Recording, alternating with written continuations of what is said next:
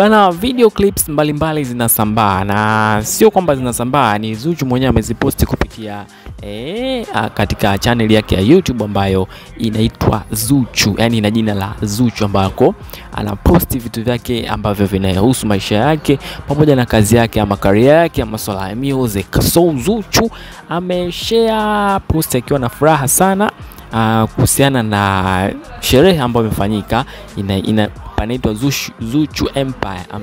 Zuchu Empire.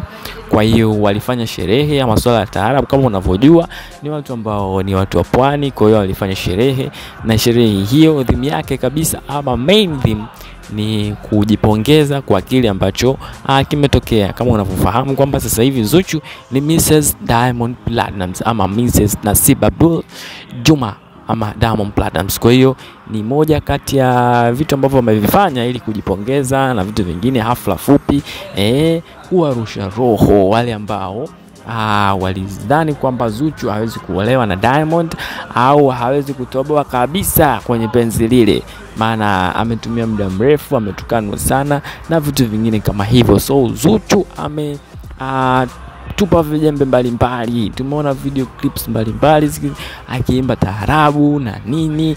Kwa hiyo ni katika tu namna yake ya kuexpress feelings zake kwa ule ushindi ambao ameupata, maana Diamond sio mtu wa mchezo. Kwa hiyo kuwa mkewe inahitaji uwe na nguvu zaidi ya kupambania penzi lako, kwa sababu kila siku kuna warembo wengi wanamhitaji na wanahitaji kuwa katika na mahusiano naye, na yeye ni mwanaume. Kwa hiyo kunakuwa na ugumu kidogo kwa yeye kukataa, kwa sababu he is a man.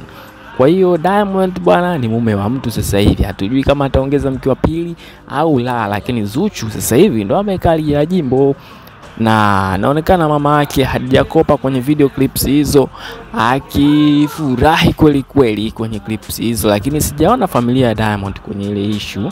Na Diamond mwenyewe sidhani kama nilimuona, lakini alikuwa tu ni Zuchu mwenyewe anaimba nini taarabu hapa na pale na vitu vingine kama hivyo. Unaonaje hii furaha ya Zuchu? Itadumu kwa sisi wa Mbeya jamani? Yani maana kuna wa Mbeya ambao tunapenda hizi drama. Sasa sidhani kama watu wa Mbeya mtakuwa mnapenda hili jambo liendelee hivi. Kama hamtolitibua, weka comment yako hapo chini, unapenda nini kwenye hii kapo?